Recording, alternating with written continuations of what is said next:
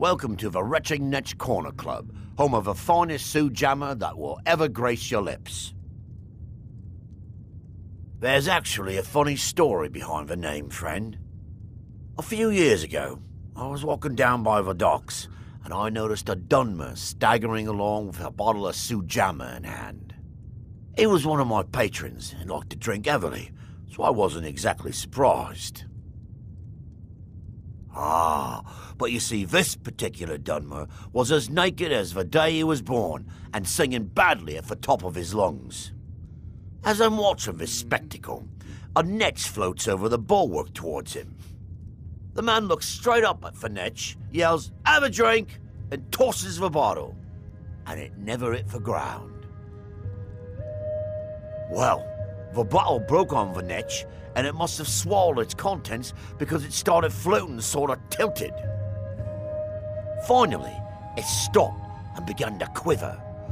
A few moments later, the foulest liquid to ever assail your nostrils spewed from its maw. I've seen plenty of drunks in me day, and I'll tell you right now, that Netch was sick. True story, friend. True story.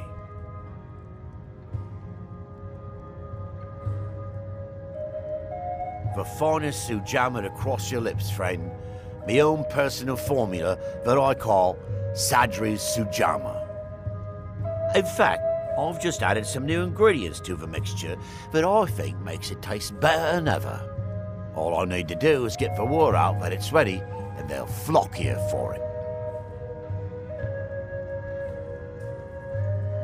I was kind of hoping you'd say that. Here. Take these samples of the Sujamma and spread the word. If you get rid of all of them, there's something extra in it for you.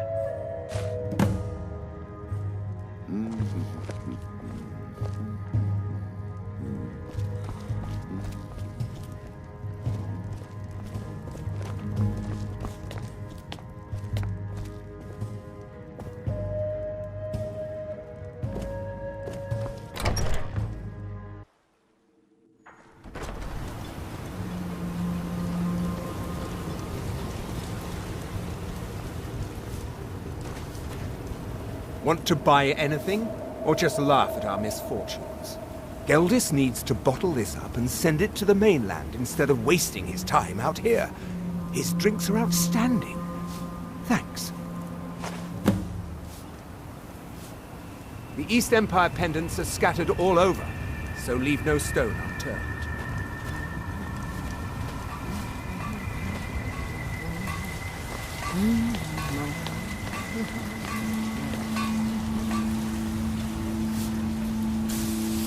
Welcome to Raven Rock, traveler.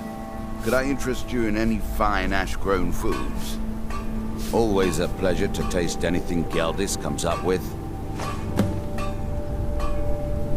The Dunmer have been growing food in the ashlands for thousands of years. It was born out of the necessity to survive in the harsh climate of our homeland. And now, with the constant eruptions of the Red Mountain, it's more important than ever. No, only the Telvanni have the ability to weave living growth from the ash. This simply takes the right ingredients, the right tools, and a lot of patience. If the quality's right, I'll take those off your hands. Let me take a look.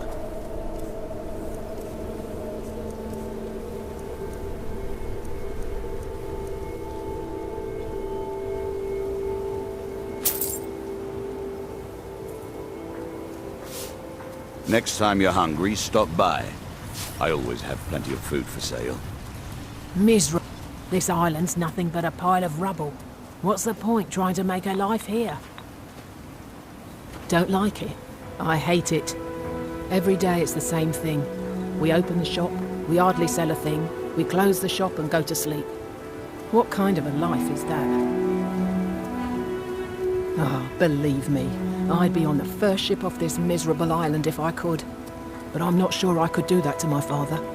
I think it would break his heart. We've already lost my mother. I don't want to leave him alone.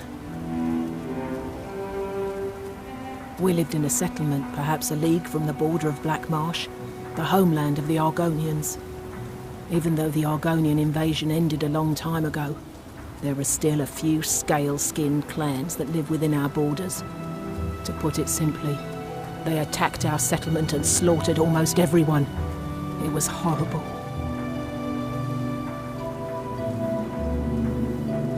At least my father will let me drink whatever I want without complaining. Tell Geldis I appreciate it. Keep yourself safe. Solstheim's still a dangerous place. My husband Vendel feared visitors would shun Raven Rock. I'm glad to see he was mistaken. Sure, got nothing better to do. May your path be free from danger. You stuck in Raven Rock too? Horrible, isn't it? Your visit here will be tolerated as long as you abide by our laws. Otherwise, you'll answer to the Redoran Guard.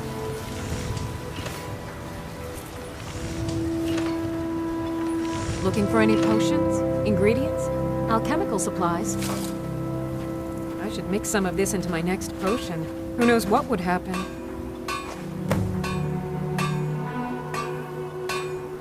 After we left Morrowind, we found ourselves in Skyrim.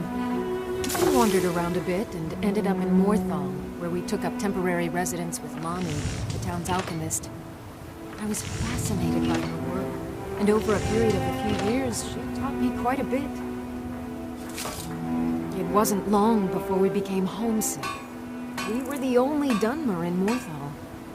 When word reached us that a settlement of Dunmer was forming on Solstheim, we were thrilled. It's been difficult, but I'm not regretting it one bit. In fact, I'm glad we've been able to stay in Hell. As you can imagine, the eruption of the Red Mountain took an awful toll on Solstheim. Hunting for game has been scarce, and the waters are apparently too tainted for fishing. According to Councillor Morvain, my husband's been Raven Rock's most important food source for decades.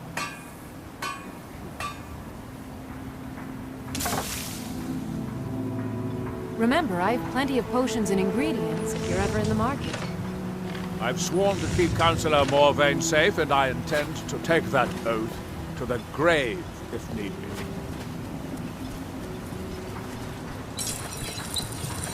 You haven't seen Crucius Corellius, have you?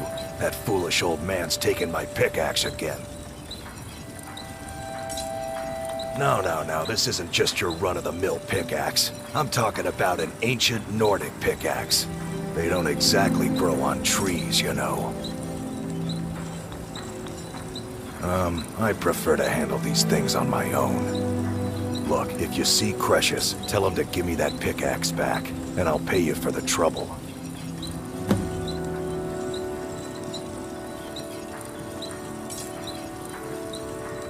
It's the only tool tough enough to crack Stalrim, is what it is. Not many of those beauties left in the world. Forging them is a lost art. The one Crucius borrowed came from the Skull village up north. I, traded them some goods for it.